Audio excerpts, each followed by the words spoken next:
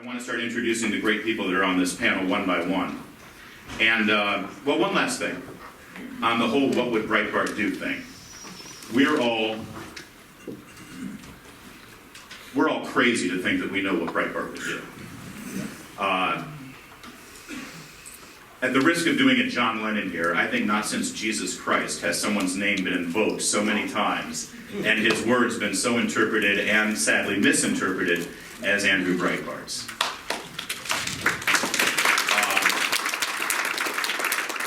The fact of the matter is, all of us who knew him and all of us who were exposed to him, and many of you feel like you know him. We know that because when he passed away, the outpouring of love and grief that we saw from people who had never even met him, I understand that because what you saw is who he was, and you did know him in your way.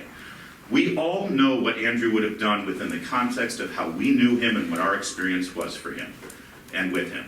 But that doesn't mean we know the only truth that was Andrew and the only answer to the question, what would Breitbart do? However, when he first hired me, he sat me down and said one very unmistakable truth, because he hired me to start writing a big journalism at the beginning. And he said, big journalism is the most important site that we have, because every story we have is a media story. Think about that. Every story is a media story. The Baltimore riots, that's a media story. Ferguson was a media story. Hillary Clinton's emails is a media story. There is a media angle on all of these things, and it's all part of the fight. So, despite what I just said about us trying to interpret Andrew's words and Andrew's actions and Andrew's philosophies, there is one exception to that, and that is the preface of our panel, which is battling the media complex. One thing we all know to be true, and that is Andrew, every day when he woke up, looked for a way to fight back against the mainstream media, and we all need to pick up that fight on a daily basis.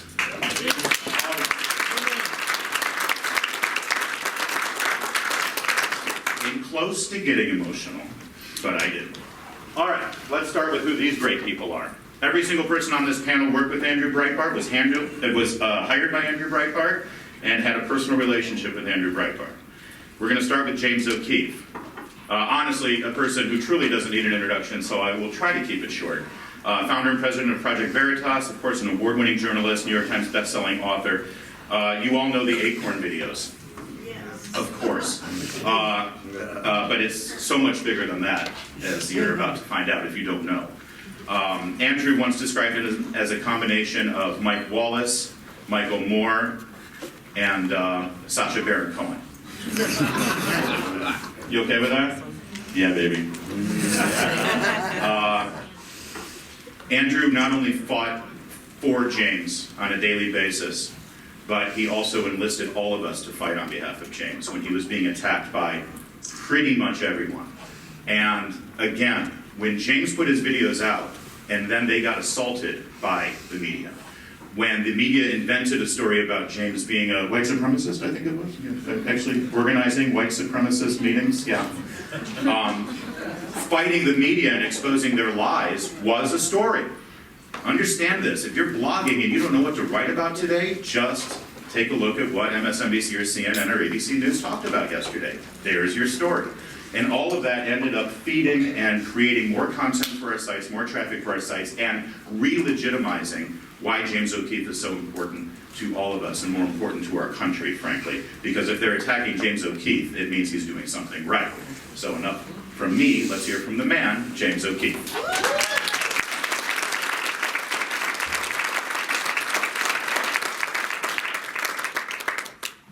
Thank you, Larry. I have some videos to show you, of course. It's going to take a minute for them to load. Hope none of them are of me. Well, there are some of you, but I'm not showing them to you. So while I'm just plugging this VJ thing in here for a second, I have a few words to say that are not about me, not about Project Veritas. Give me 1 second.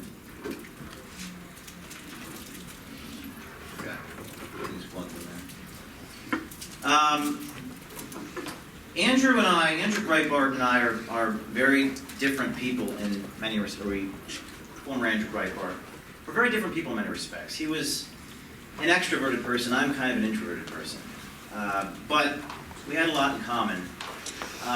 One of the things I'd like to say before I show you guys some things is we are at war. And I think you all know that. Everyone in this room understands that. And this is a cultural war. Because, as Andrew said, politics is downstream from culture. And the victory in this war is not immediate.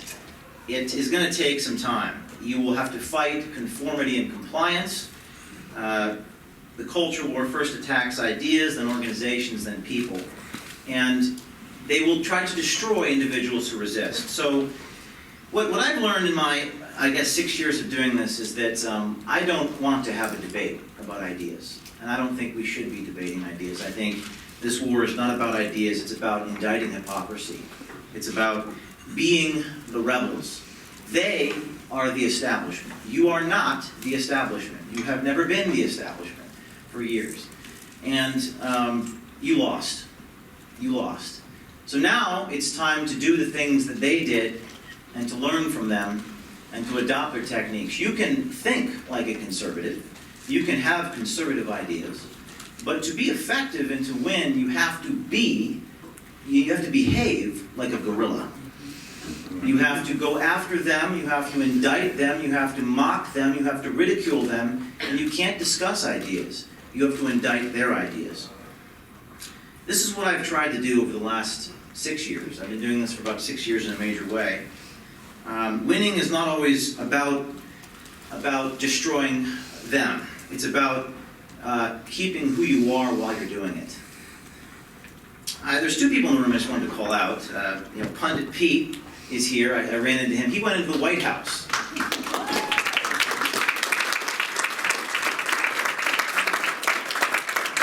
He snuck into the White House. I guess he didn't use false pretenses like I snuck into the Louisiana federal building. But he got into the White House and he asked the president a tough question. That was an example of being a guerrilla. I wish our president... Yesterday I was watching CNN. I was in the hotel room up here, and I saw Wolf Blitzer talking to Elijah Cummings, congressman from Baltimore. Wolf Blitzer actually said to the man who's been in charge of the city of Baltimore for, 2 decades or so, "Thank you for your service.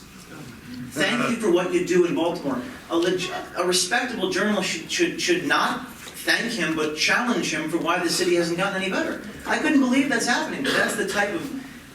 I'm preaching to the choir here, but this is an example of someone who...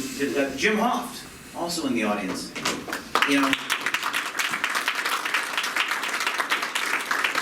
Gateway Pundit, I went after a reporter the other day for some young kid, or I can't remember what it was, filming in the cafe in D.C. President Obama asked him to stop filming. He called him out for it. Go after the journalists. Personally expose them. Get them on the phone. These are things that Andrew, I guess, kind of taught me. So, I'm going to walk through a few videos. Some of you have seen them, some of you have not. A lot of people always say, "James, what are you doing recently? What are you doing in the future?" So I'm going to walk through some of those to give you an idea of what we're doing and how we do it. In the elections, people say that I should apply what I do to elections, so I did this past election cycle. And instead of just the same old conversation, I decided to go after their donors. I decided to go to the places in Manhattan where these donors congregate. Because we all know politicians will say and do anything to get elected, right? Well, as Rush Limbaugh has said about our work, it's one thing, to say that it happens. It's another thing to prove that it happens. This is one of the top donors for a woman by the name of Allison Grimes, who is running in the Mitch McConnell race. This is Nico Elmela. Listen to what he says about her position on coal. I know some of you have seen this, but it bears repeating. This is Nico Elmela in the bar in New York City. Listen to what he says. He supports big coal. No, she's going to him as soon as she gets elected. Really? Take my word for it. Here. Can I have your card? Take my word for it. She's going to do what she has to do to get elected. She's going to do what she has to get elected, and then she's going to F-bomb the coal industry, he says. This is one of her top donors. Speaking candidly about what the candidate actually believes. The candidate was forced to respond to this. This is what we mean when we say, be a guerrilla. I'm not having a debate about coal. I'm not having a debate about Mitch McConnell or Alison Grimes. I think we're beyond the point of debate. My job as a journalist is to indict hypocrisy, and the campaign follows. You break news, people react. I'm Mitch McConnell, and I approve this message. Why do radical anti-coal activists support Alison Grimes, even as Grimes claims to support coal? Now we know. Shocking new undercover videos with Grimes' own staff and donors show Grimes is lying, only praising coal to win an election. She's saying something positive about coal because she wants to be elected. She's going to take my word for it. Obama needs Grimes. Coal country needs Mitch McConnell. That ad ran throughout the state of Kentucky. Every single TV station covered the ad. Local TV, not national TV. You didn't see this on CNN. It didn't matter, because local media is the low information voters. They don't necessarily watch the national news like others do. Just to give you an idea of how effective the guerrilla tactics are, in this particular election, $83 million was spent. It's kind of sad that we spent $83 million on the Senate race, but Project Veritas spent $49,000 out of $83 million to get every single TV station in the state of Kentucky to do this. So we decided, well, this worked. Let's do it in other states. So we went to Arkansas. Now, I'm not going to have a position against or for gay marriage. That's not my place, frankly, and I don't particularly care whether you're for or against gay marriage. That's not the point. My job, like I said, is to indict hypocrisy. How can we do that? Well, the politician is saying something and believing another. I'm going to go and try to expose it. I support traditional marriage, and I've been pretty clear on that for a long time. But he says he's against it. He's just like, it's not something we can talk about. I'm not against it. If you tell anyone I told you that, I'm going to find you and kill you. Can we trust Mark Pryor to defend traditional marriage? I need to run in. We'll give us some time, and we'll see what happens. I got to run. He told a gay leader he's not against gay marriage. He's just like, it's not something we can talk about. I'm not against it. If you tell anyone I told you that, I'm going to find you and kill you. Tom Cotton will fight to restore our vote for marriage. The National Organization for Marriage Victory Fund is... So they're using the videos and ads the local television are talking about.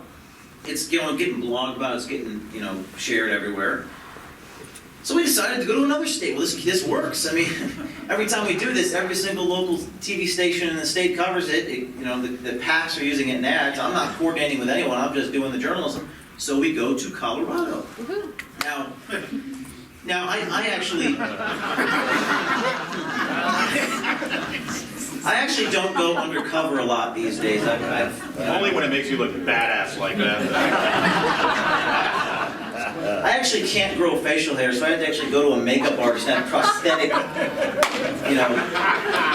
because I'm like Celtic and I don't. So I want to look like a 52-year-old. So he makes me look like a 52-year-old, and I get excited because sometimes, and you're on Twitter, and I just tweeted that picture out, and the left went nuts. I saw that guy over in Denver. I saw that guy over here. Everyone thinks they saw you. That's the psychology. So Mother Jones, we got O'Keefe. He tried to bait us into approving. I saw that man. He tried this thing and he failed, and this goes viral. But then, in typical guerrilla-like jiu-jitsu fashion, we released the video like a day later. And the video actually does show someone, this is a Mark Udall / Greenpeace activist, telling us not only to commit voter fraud, but this is rich. Go to where this is her words, the black people live, and because black people don't care about voting, use their mail-in ballots to vote in what she called ghetto. Buddies of mine who are in fraternities, the mail-in ballots coming. A new video is reinforcing old fears that Colorado's all-mail ballot election is ripe for voter fraud. Conservative activist James O'Keefe, whose undercover stings target Democrats, is out with a video today that appears to show liberal activists in Colorado endorsing voter fraud. And we think they're probably they're all registered, but they've all moved out of state. Oh, yeah? House. So they're all going to get their ballots sent to... And so just vote for them with those ballots? Yes, absolutely. Oh, wow. I think it's putting the votes to good use. So really, truly, yeah, that's awesome. The Greenpeace activist on the tape goes on to suggest that discarded ballots could be collected from what she called Ghetto Aurora. Now that's just, I can't make that up. She was fired instantly because they have 3 rules. Thou shalt not be sexist, thou shalt not be racist, and thou shalt not be anti-gay. And she just broke the cardinal rule. She was fired. You've got to be a guerrilla. Go after these people for being racist, but don't just say it, show it, because they are racist. Yeah. They are. So she was fired. We went after another person. They were fired, and oh my God, we were trending on Facebook on the same day that Honey Boo Boo Lover and Kim Kardashian's ass was trending on Facebook. And so we're in the office. Oh my God, we're trending on. This is amazing. Take the screenshot, and then you're not going to believe this. Facebook shut my page down 2 minutes later. So I'm on Twitter, and I got to let the world know that they just shut cap locks. Facebook just shut my page down. Some reporter, friendly reporter, won't mention who, but mainstream reporter, called up Facebook corporate and said, "Are you targeting Veritas like the IRS targets conservatives?" 90 seconds later, they reactivated my Facebook.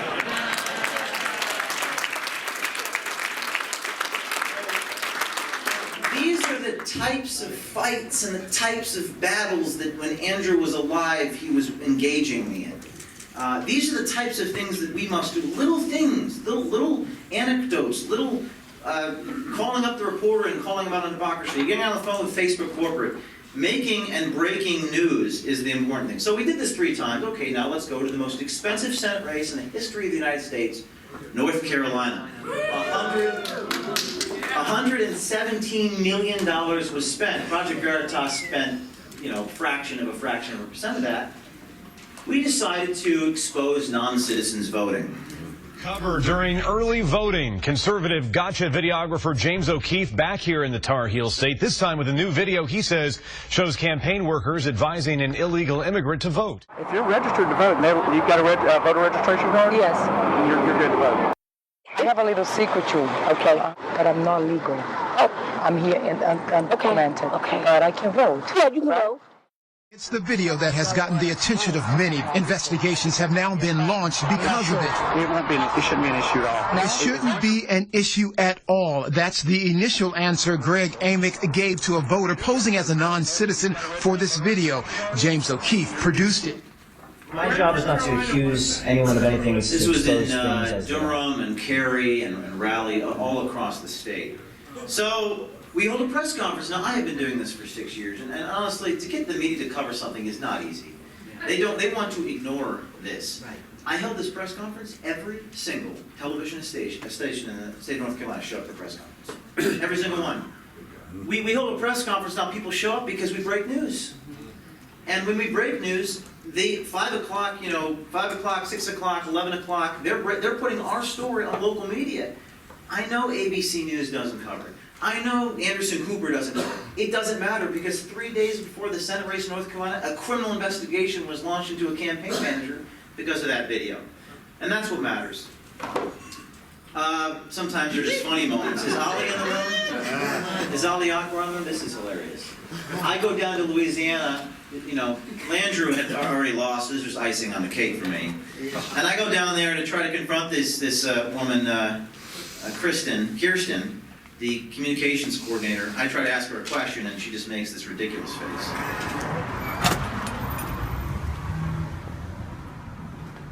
Kirsten? Hi. James O'Keefe.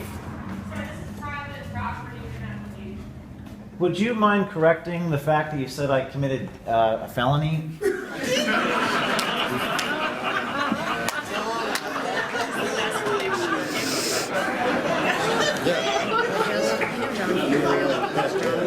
It kind of reminds me of Mike Wallace at 60 Minutes when he would confront people. And the internet had created memes. Oh shit, must clean pants. My favorite is the Obama pajama boy. They put her on the Obama cover. This is just organic. People just made these memes. Driving off the cliff with Selma and Louise. On a more serious note, why do we use video? I think the future is video, obviously.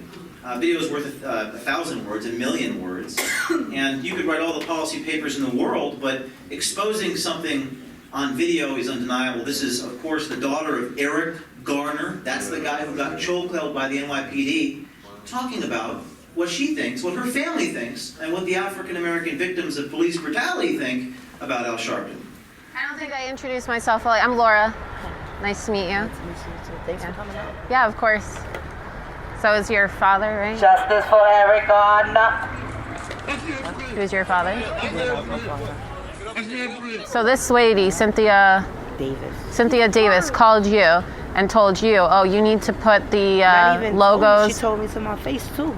She said, oh, you need to put the logos on because Al Sharpton wants his group, which is what for the funeral. She's trying to make me feel like I'm old. Whoa, hold on, how come I know this?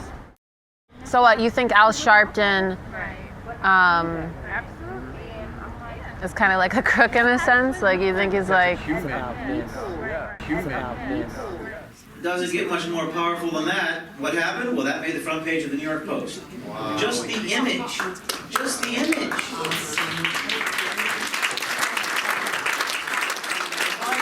That means that 2 million people in Manhattan, the Bronx, Long Island, and even New Jersey, where I'm from, happen to see this image of this black woman talking about the truth. And no one would have ever believed it if I had just had a reporter notebook and took it down. People would have called me a liar in 100,000 ways. What was interesting here is I have never cracked the New York media market. After this story, we made the 5 o'clock news in every media market in New York City.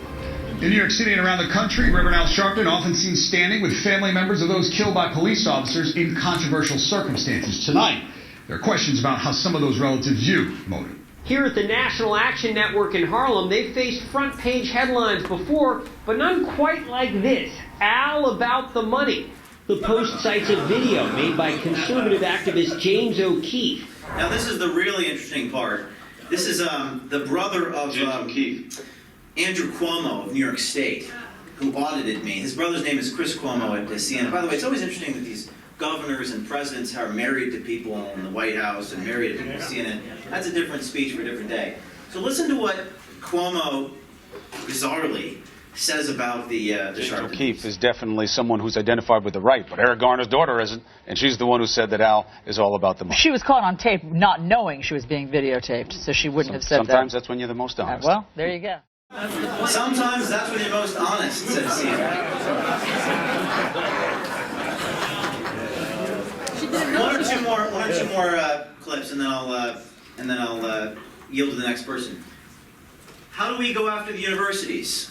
Young, brave woman sent me a note, said I want to try to see if I can start an ISIS club, and this is what happened. Cornell, where the dean says ISIS is welcome and come on down, Hamas.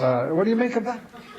Project Veritas, they have done some pretty impressive work in the past. Let's take another look at this Dean Joseph Stafito. Maybe we could get like a freedom fighter to come and do like a training camp for students.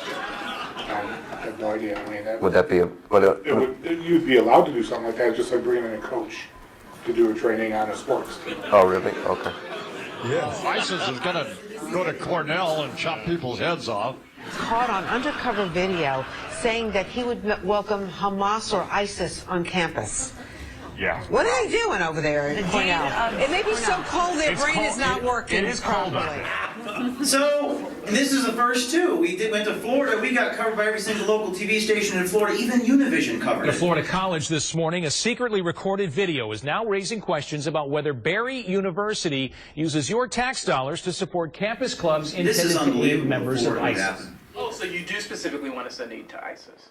Well, yeah. So maybe just change the name if I want to have the club. Like, do you have any suggestions, like, as what I could call it? Yeah, we talked about maybe staying in the Middle East as opposed... Sympathetic students for... In support of the Middle East. Okay. As opposed to having the ISIS. Yeah. That tape is sparking a campus controversy, one that had the school's president speaking out. So they suspended the student who did this. We sent out an email blast to 100,000 people asking them to tweet out with the hashtag #StandWithLaura. Well, this young woman, Laura, I won't say her last name, offered 4.0 GPA, offered to do this, They suspended her. She didn't care. She doesn't care about her career. She only cares about exposing the truth. Because we stood up for her, the Twitter trending situation with Stand With Laura, the university backed down. They're now allowing her to graduate. All right.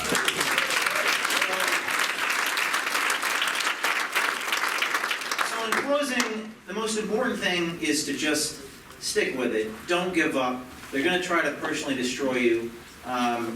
We need to find 100 lawyers, and that's what Project Veritas is committed to doing. Thank you.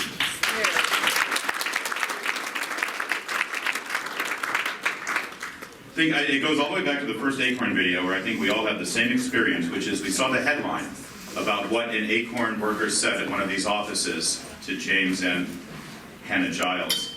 And we saw the headline that said what they had said at that office, and we all said the same thing. No, they did not do that. And then you clicked on it and watched the video and said, oh my God, they did that. Holy shit. And you know, that's so funny, the whole, let's not say it's ISIS, say it's Middle East. Let's not tell the IRS you're prostitutes, let's say you're entertainers, right? Is that what they used? Performance artists. Performance artists, yes, you know. It's all the same. All right, Sonny Johnson. What can I tell you about Sonny Johnson? Her bio says she's a dynamic and inspirational national speaker, a Tea Party activist and pundit, and yeah, she used to be a host of Politichicks. You've seen her on Fox News, including Hannity, Red Eye, in the leg chair. That's what the bio says. Let me tell you what Andrew said. The first time he saw video of Sonny at a Tea Party rally back in 2010, early 2010, I think it was. He fell in love virtually, because he had not met her yet, and realized what an incredibly powerful personality, powerful voice, and powerful influence this woman could be on so many Americans if only they had an opportunity to see her and hear her. And he made a commitment then and there to try to get her out as much as he possibly could. In fact, that CPAC speech that I just mentioned there, that I think has been seen by so many millions of people after Andrew's death, it was introduced. He was introduced onto the stage at CPAC that year by Sonny Johnson, and I'm sure it's something that she will hold on to for her entire life. Sonny Johnson, currently from Breitbart News.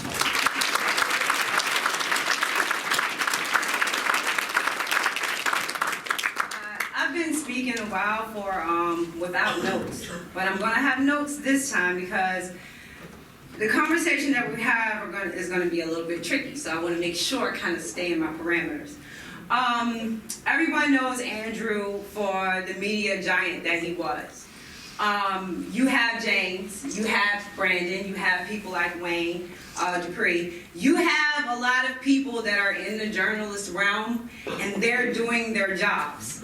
So I'm going to step out of their lane and get into my lane where I belong.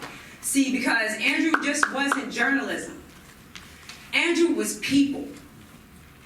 More voices. That was it. It is what attracted him to me to him. It's what made me want to fight for him. It was what made me want to fight with him. More voices, more voices, more voices. Always, always, always more voices. And that's what Andrew was to me. And that's what I'm going to be today. So since this is the What Would Andrew Breitbart Do? I was kind of happy when I heard Anita was going to be here because I was like, she's black and she's a woman. Yay, she can play the nice role. I can be the badass. Good job. So when I heard that she wasn't going to be here, and prayers out to her for her health, when I heard that she wasn't going to be here, I'm like, oh my God, do I need to play the feminist? Do I need to play the token? You're awesome. No, I'm gonna stick with badass. That's what I mean by awesome. If you had the absolute honor and beautifulness of seeing Stacey Washington speak this morning, then you're gonna think you maybe heard some of this before. Just remember that Stacey is nice. Me, not so much. So mine might come with a little bit rougher edges. So when I hear that Baltimore has been run by the Democrats for the last 50 years, I don't hear a diss on the Democrats. I hear Republicans have sucked for the last 40 to 50 years. We can all agree that the progressive ideology is destroying America. It breeds death, destruction, and poverty. How bad do Republicans have to be to lose to death, destruction, and poverty? Amen. Now, these same Republicans look down their noses at people who have been trapped under this progressive ideology their entire life. They are criminals and thugs. And according to some on Facebook and Twitter, they're animals. Well, here I am, to quote Kendrick Lamar, because I'm a hip-hop head, one of those proud monkeys. You see, because at CPAC, I had an epiphany. Was it the lack of black speakers? No. Was it the lack of a black presence? No. Did it have anything to do with race at all? No. Actually, it came in camouflage and a bandana. What are the 3 words you never hear a politician say? I was wrong. I love you. If you were at CPAC, you saw Phil Robinson stand on stage with a worn Bible in his hand, and he talked about love in camouflage. And I thought to myself, if he can do that in camouflage, why can't I do it in Nikes? See, but it hit me like a ton of bricks, because years I've been trying to tell Republicans and conservatives there's a real anger brewing in the black community. It is not made up. It is not fake. It is a real anger in the black community. I have spent years telling Republicans and conservatives, way before Ferguson, way before Baltimore, if we don't do something, our cities are going to be set on fire. They are going to be burning. We are going to have death. We are going to have more generational poverty. If we don't get in and do something, this is going to happen.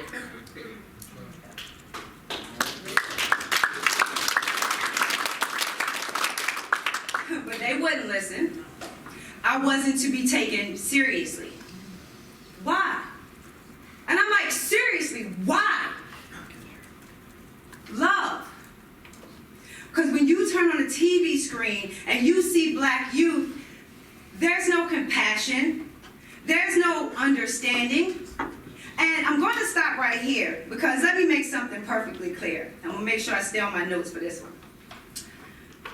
I was the black conservative screaming, yelling to the black community that we are killing ourselves.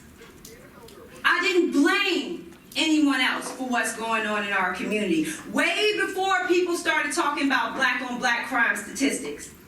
I have always made myself clear on the changes and self-correction that is needed in the black community. And I will continue to do so. There is no excuse for burning down your own damn city.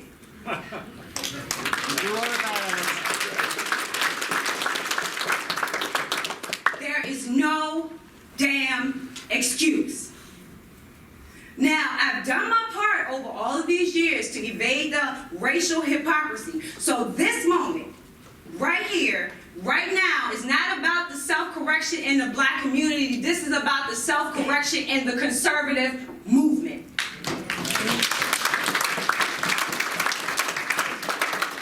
I don't speak on subjects and talk about black and white. I don't rush to every media blasted story and throw my 2 cents in before I actually know what happened.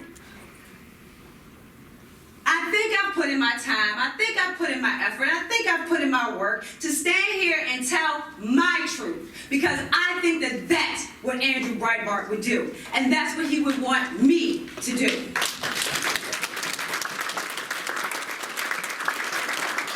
So I'm going to go back to love. When they turn on the TV and they see black youth, there is no compassion. there is no understanding because there is no love. When I see black boys and girls, men and women, burning down their own city, it breaks my heart. I stand with a group of people that have the answers. Come on, don't we know the solutions? In this room, right now, don't we know? Yes. Yes. But we refuse to make it a goal. We refuse to make it a priority. And in every aspect, it looks like we are refusing to love. Everyone is championing Toya Graham as Mother of the Year because she disciplined and corrected her son. But did you hear what she said? He is not perfect. No. But he's mine. Being mine makes him worth fighting for. Well, that's how I feel. Is the black community perfect? No. By no stretch of the imagination. But it is my community. I still live there. And to me, it is worth fighting for. Now, that's just my sentiment talking. You see, I see black people and I love them. That's what makes me look past their circumstance and wish for a brighter future. Yes. I don't deny that. See, I love being black. I love black people. I love black culture. I love hip hop. I love fried chicken, watermelon, and sweet tea. When I choose to, I can go from zero to ghetto in a heartbeat. I love my angry black woman, personification, and I use it often, and it's effective, and I love it. I am not going to deny any of that. But I can also point to the intellectual need to destroy the progressive ideology in America. For 50 years, Republicans and conservatives have allowed the death ideology to grow and fester. Isn't that what our liberty movement is about now? A restoration of American values? Well, what better place to start than the wastelands that we have ignored for decades?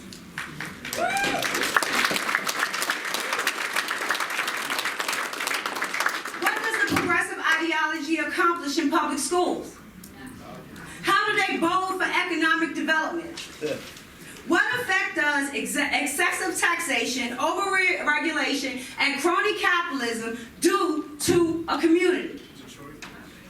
The experiment is over. The results are in. And what do you know? Progressivism breeds death, destruction, and poverty. Ferguson, death, destruction, and poverty. Baltimore, death, destruction, and now even more generational poverty. Is this an excuse? No. It's a reality. We claim progressives want to build a utopia. Let's not steal their thunder and think we actually live in utopia.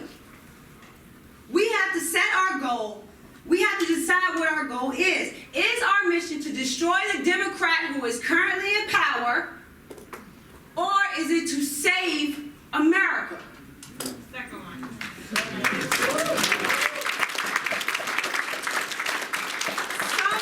Greatest cities in America are falling into bankruptcy and decay because the people are living under progressive rule. Even if we get a Republican as president, it will not break the chains of progressive rule in Democrat-controlled cities. Every election will remain close, and true freedom will continue to be one election cycle away from extinction. Amen. So when you hear black people screaming about, screaming to be heard, it's because they know that the people who govern them are not listening. They want the American system to fall because they hate what progressives have done to them.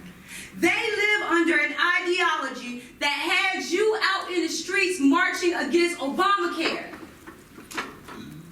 They are out marching to save their sons and daughters from progressive domination. Absolutely.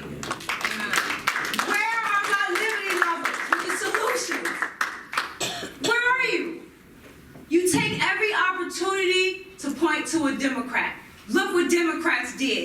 That's what they did. That's their fault. That's their problem. It may be. What is your solution? And that's the true reason I can feel the frustration in the black community, because I am frustrated. We can't destroy Black Lives Matter. George Soros has too much money. As long as American cities are burning, you will hear these slogans. They will make sure you hear them. Don't think that Occupy was organized, but this isn't. Now, excuse me. Now. You're awesome. Thank you. We can't, know what I want to, reach the people that think kill Whitey or burning down shit is an uprising, are actual topics and goals that you actually want to reach. I don't tend to go after those people. I really don't care about those people. They are perfectly fit to be Democrats, and the Democrat Party can have it. We can't, nor would I want to, reach the people who want to live in Section 8 housing, who want to collect food stamps, who want to be dependent upon government for everything. These people are perfectly fit to be Democrats, and the Democrat Party can have them. But there is a section of Black America that has a get up, get out, and get something attitude.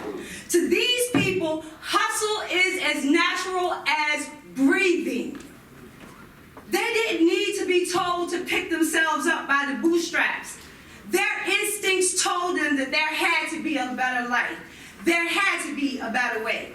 And these are the people that live in Baltimore, Ferguson, New York, Los Angeles, Chicago, Detroit. They wear hoodies. They dress in all black. They walk with a swag in their step. They are not thugs because they are in tune with their culture. They are not suspect because you can't tell the difference between them and the criminals. They are the Black conservatives you have been looking for but refuse to see.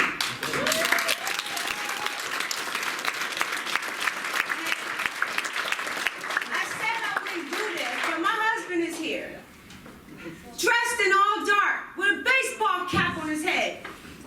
When you look at TV, that's what you see.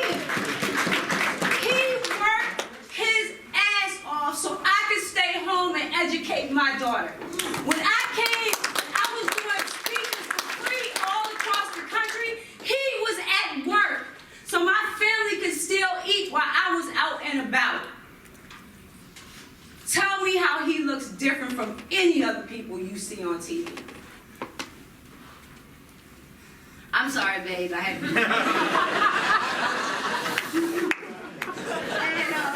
and this is more than just about gaining new voters. It's about not losing the Black conservatives that we have. They're coming to me and saying, there's things I can't say. If only I could, if I could get, well, I'll be the one to say them. We can't afford to lose the ones we have while we're not gaining new ones in the process.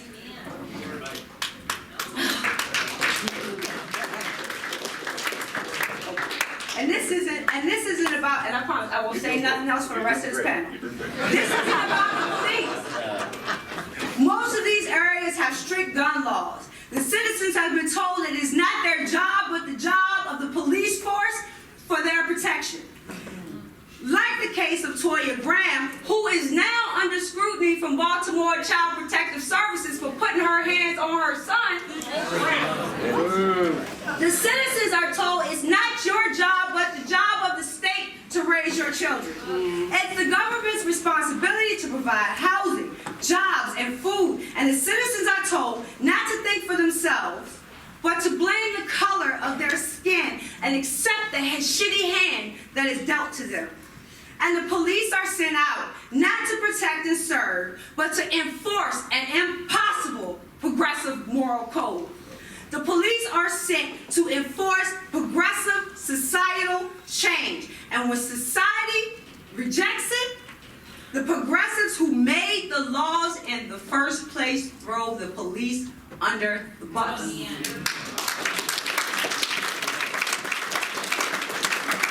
black community and the police force are being pit against each other, and when we, the police force and the community, have the most to gain or to lose if we don't actually open up this conversation.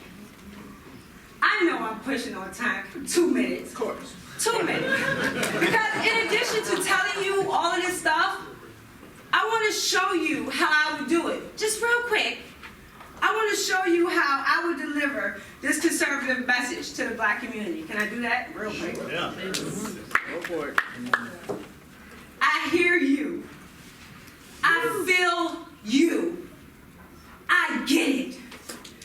Life in your America sucks. Your parents didn't care or weren't there. The schools pushed you out without making sure you can read. Politicians tell you that a brighter tomorrow, so you smoke as much as you can to get through today. You are tired of seeing your brothers, sons, daughters, cousins, your friends killed, in prison, or lost to drugs. You want to do the right thing, but all it takes is one time, one mistake for everything to go wrong. And picking yourself up seems impossible because you can't get a job when you have a record. You're sleeping on your mama's couch because you can't afford your own space. You feel unfit to parent your children because your life is so screwed up. What in the hell are you going to teach them? I get it. I know. But you are being surrounded by the people that championed your track. They developed your public housing. They took control of your education. They sent your fathers to jail for non-violent offenses. Made single motherhood cool by calling it feminism. Built the police force through unionization you claim harass you. And now when you're fed up, they give agitators reign to burn down your city. Show me your friends and I'll show you your future. If your friends are yelling for death and destruction, do they actually want change? Isn't that what you live in now? Democrats want to be the party of the poor. In order for that to happen, they have to keep you poor.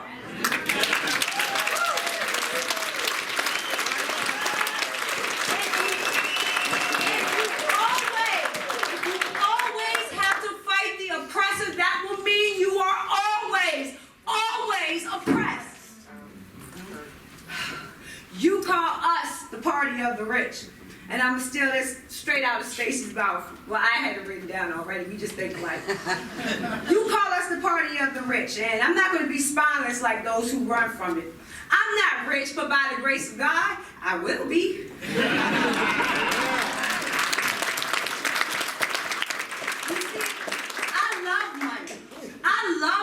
Of security. I love being financially dependent on no one but myself and my husband. I love being able to provide my daughters with Nikes and books, an iPad and robotics camp. It is a great feeling. Now come and eat with us. Come and eat with us. If you are tired of being poor and overlooked, come and eat at a table that believes in ownership and growth. See, we won't begrudge your success because we know that the next dinner is on you. Come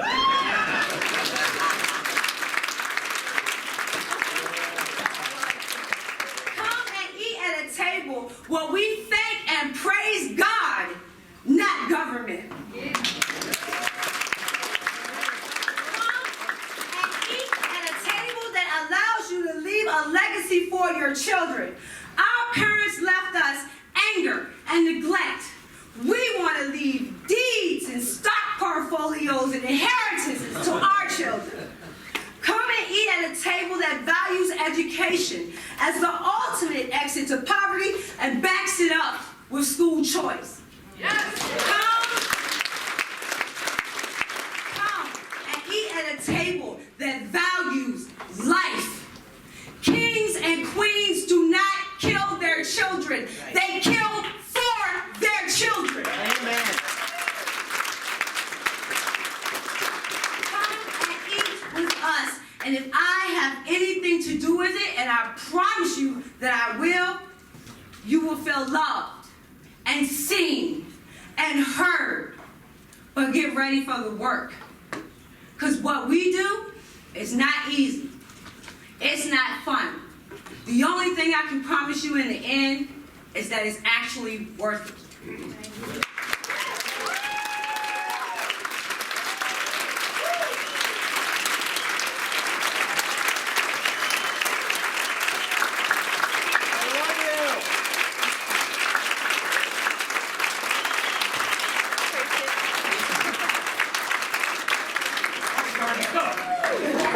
Brandon Darby has to follow Sonny Town. Good night, everybody. I love you. So, you know why Andrew fell in love with her? Andrew Breitbart used to call himself Talent Scout. He's a big baseball fan. Well, Dodger fan, not the same thing. Dodger fan too, myself. And he used to call himself Talent Scout. And if you think about it, from Greg Gutfeld to Dana Lash to Sonny Johnson to James O'Keefe to Hannah Giles to Brandon Darby to Ben Shapiro, and if I can humble brag myself into that group, he was a hell of a talent scout, and you just saw a little bit of it right there. Brandon Darby, born and raised in Houston, Texas, but most of you first caught him he was first on your radar when you saw him as an activist during Hurricane Katrina. Crazy lefty wanted to help save lives, and that's a crazy lefty we can all get behind. He also became an FBI informant and saved a lot of lives of police officers during the 2008 convention in Minneapolis. A courageous, heroic, and patriotic act that has earned him the kind of vitriol that, well, only Andrew Breitbart also got from the activist left. And that kind of courage is what Andrew was attracted to. I first met Brandon Darby on a day that we were in Palm Desert, California, and I was videotaping. Brandon was advising on the tactics of the left as Andrew Breitbart on rollerblades trolled the protests at a conference of conservatives that were happening out there. And the best part of that day, I think, other than the great stuff that Andrew got on his rollerblades and some of the things that we got protesters to say, like, you know, string up and lynch Clarence Thomas. That's nice. The best part was at the end of the protest when Andrew rollerbladed in front of everybody and said, "Come on, let's all have fun and go to Applebee's." And I kid you not, as we were driving back in his Range Rover, and actually we had a convoy. You were in the Range Rover with him and I was in my car, and we were talking to each other on the phone and checking Twitter as we went, and I kid you not, all of the activists that night ended up at Applebee's. And Andrew, about an hour away from, or an hour from the trip, almost into LA, said, "Oh, we've got to turn around and go back." But Susie and the kids were waiting for him, so we didn't. Brandon Darby is now the bureau chief for Breitbart, Texas, and has a story to tell. Remember when I said my goal was to get to questions? Well, with that. Brandon? It's really O'Keefe's fault. Brandon Darby, ladies and gentlemen.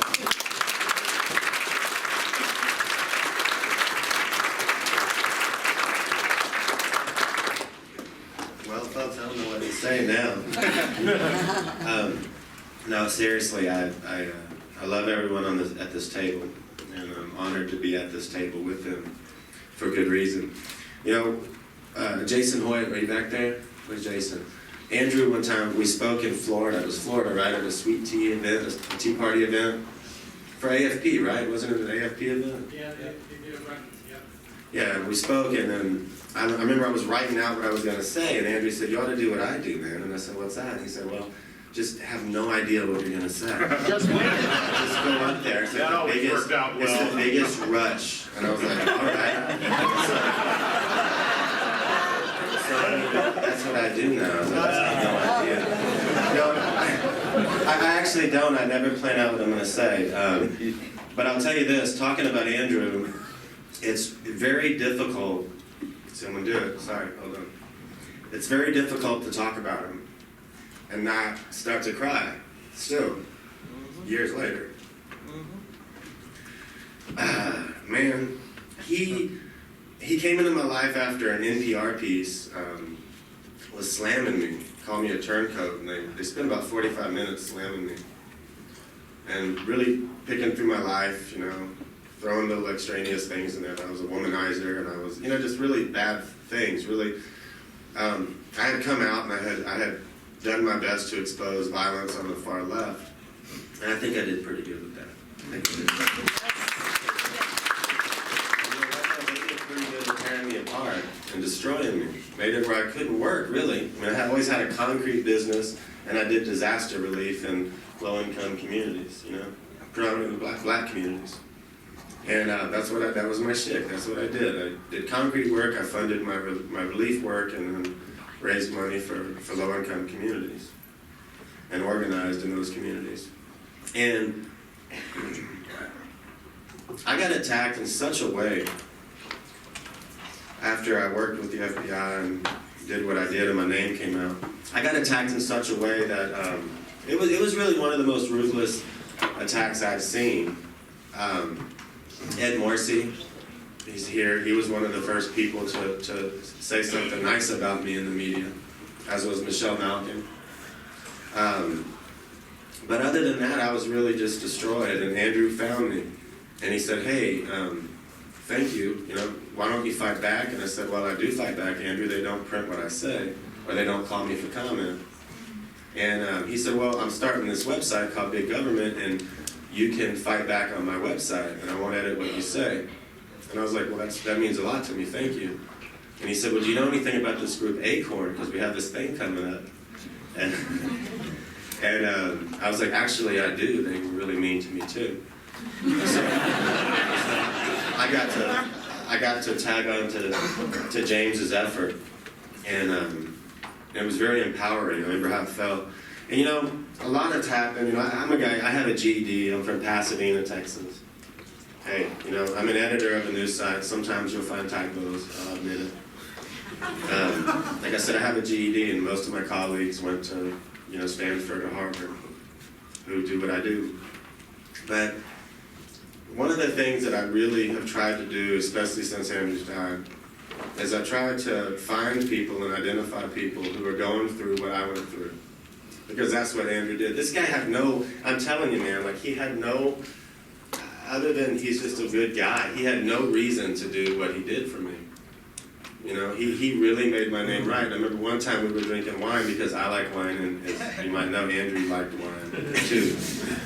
And he and I were drinking wine, and he said, "Why do you do this?" And I said, "Well, I mean, I guess the real answer I want to say is, I should say is, because I want America to know how bad the left is. But honestly, before that, the real truth of it is I am dead afraid that one of these leftist bastards is going to kill me, and all my little girl is going to have to read about her daddy is what they said about me." And he said, "Brother, I will make you whole." And you know, he kept that promise. I realized that after he died. You know, I have a career now. My daughter has a nice life because of this career. And I get to go around for a living, and I get to find other people who have been done wrong by media and by leftist smears, and I get to help make them whole. And, you know, Larry said some things a minute ago when he was up here, and it shed light on some stuff for me.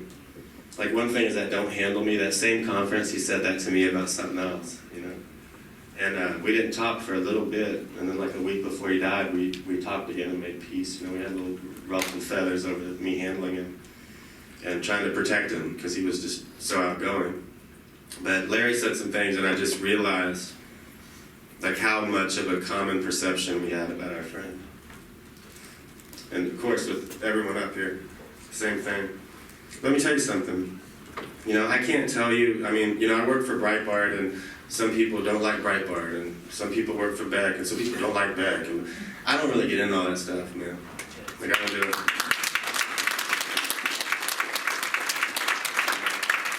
I work for a company that bears the name of my dead friend who fought for me. And as long as that company exists, and I can, I'm gonna do what I can to keep fighting for my friend's name, because I never thought I'd end up defending him, you know? and defending his name and his honor like he did mine, but I do. I'm gonna tell you something. You know, we all have so many different experiences with Andrew, but in the end, the thing that I really took from Andrew's life is that there are people who are destroyed by left media, and those people need our defense. And that's what I do, and that's what I got from him. Thank you.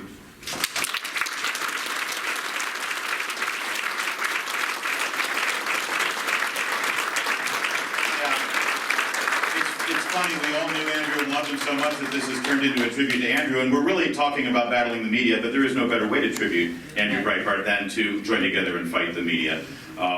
And so, with apologies to AFP and Levi Russell, who organized this great event. Thank you, Levi. It didn't really end up being entirely about the media, but it certainly was about what would Breitbart do. So that was part of the statement. But we would still love to talk about what we're here for, and if you do have questions, we have a sliver of time. And I wasn't kidding about going to if any of you attended a CPAC or any event that Andrew was at, he would, you're right, not have notes, come up, get that rush, sometimes got in a little trouble, and then headed straight to the bar, and he held court. And I think if you have time, I think we should honor him and get sloshed in a moment.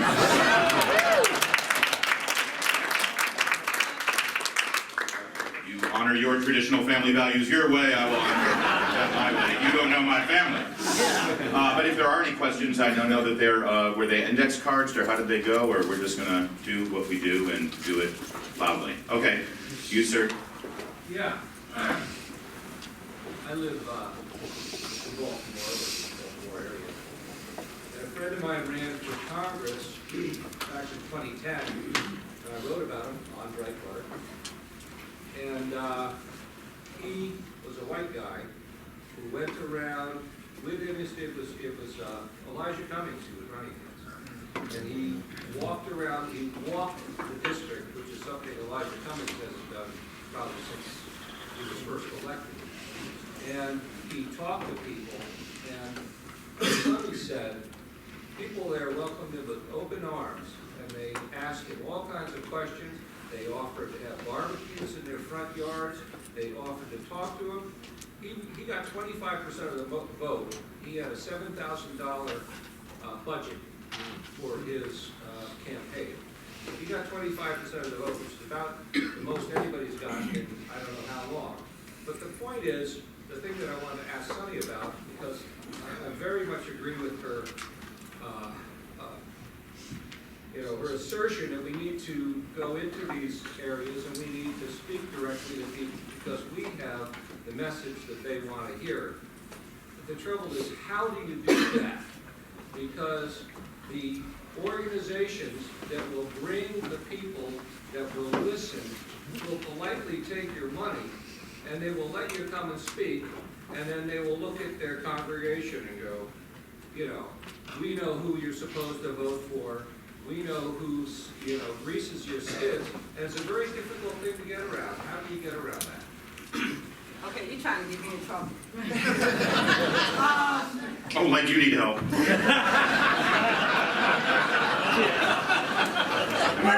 What I'll say is this, okay? We are supposed to be the people that hold our leaders accountable. Am I right, conservatives? Yes. Yep. How are your black conservative leaders doing for you? Maybe you need to pick some new black conservative leaders. Amen. That's what I'll say, because when you go into the black community, just because you have a black face does not mean you culturally connect with the people of that community. Yeah. So that's just my honesty speaking. You can have respect for Alan West and for Tim Scott and for Mia Love and for, go ahead, have respect, but I guarantee you more of the black community is like me than like them. Well, and I'll say this, we got a presidential election coming up, and if the candidates were smart, they would be getting Sonny Johnson to introduce them in those neighborhoods and get a sense of that. And I would show up if I had a single one asked. And whoever that nominee ends up being, it comes up every 4 years. There will be a big thing. Well, should he go speak to the NAACP? Should he not go speak to the NAACP? It comes up every time, right? Number one, of course he should go, for crying out loud, but he should make a provision. Of course, NAACP, I would love to speak to your group, and we'll do that and we do that. One condition. Sonny Johnson also speaks to your group, and she introduces me. That should happen.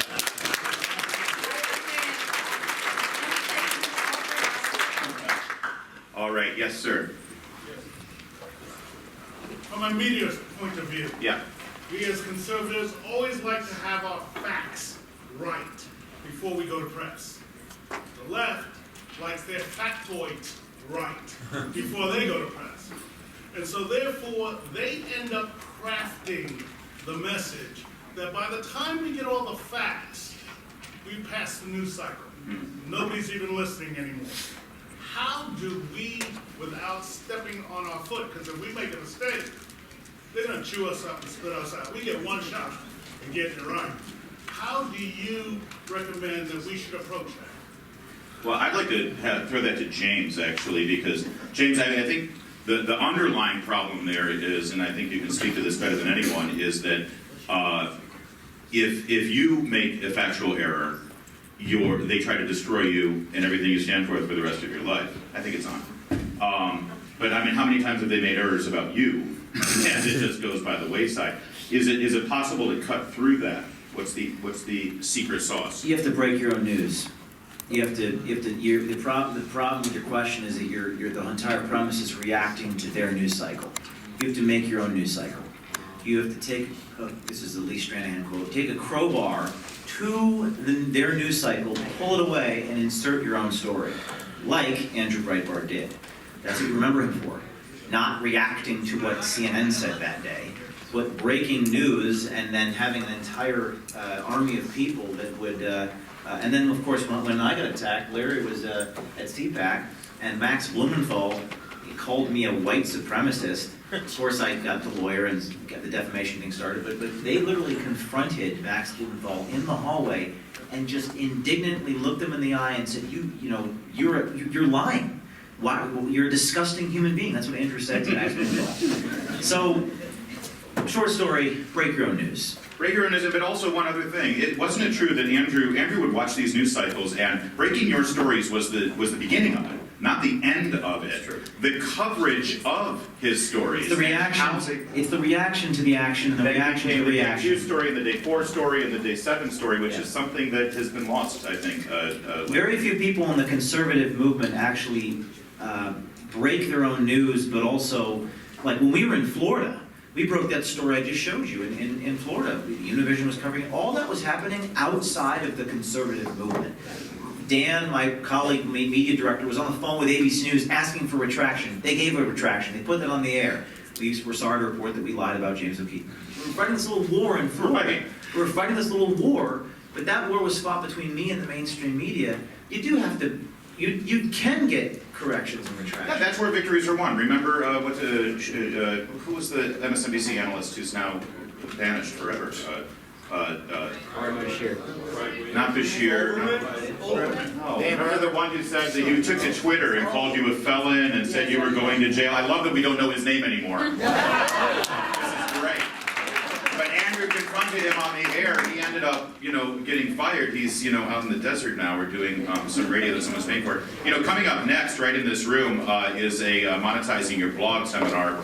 But Jim Hoft is on it, so screw you, Hoft. We're going to occupy the hell out of this room. Right?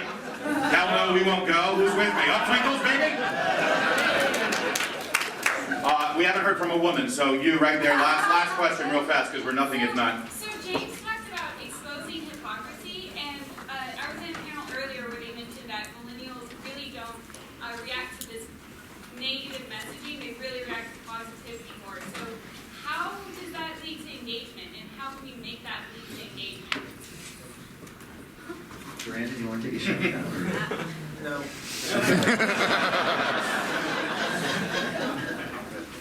Well, can I? Go. Well, I'll do too. I mean, because I have found in my business, we need to appeal to millennials. But if you haven't noticed, the talk radio audience and for many of our websites, the demographic is a little older. And I agree. I don't think that people of your generation or the millennials or whoever you want to call themselves, people in their 20s, are really interested in people yelling at each other and yelling over each other. I think that they are interested in something that's engaging and something that's entertaining. And I frankly, personally, I find that our messages, you know, when we see a horrific school shooting, and we instinctively protect the Second Amendment, and that's a good idea, by the way, I'm not against that, but then suddenly jump out there and say, no, the real problem are these video games these kids are playing. After they get off my lawn, they should stop playing a video game. Well, I'm sorry, but I'm pretty sure the First Amendment deserves protecting as much as the Second Amendment. And I know way too many gamers who love playing their games who don't end up shooting up a school. So I think that we need to not sound like that grandpa just because we're trying to change the subject and say, oh no, the problem is Hollywood. Hollywood's pretty popular. So let's try to find what's good in Hollywood, protect that, protect entertainment, protect choice. Ultimately, I think that your generation is the, you know what, just leave me alone. Last I checked, conservatives want the government to leave them alone, let them live their lives so that they can be as free as possible. If that is not a millennial message, I don't know what it is. Yep. Their party and their movement is the party and movement of mass transit and light rail. We are the movement of power muscle cars and go out and drive wherever you want. What's a 20-year-old gonna like better? Being on a streetcar or being in a Mustang? So let's be the party of the Mustang.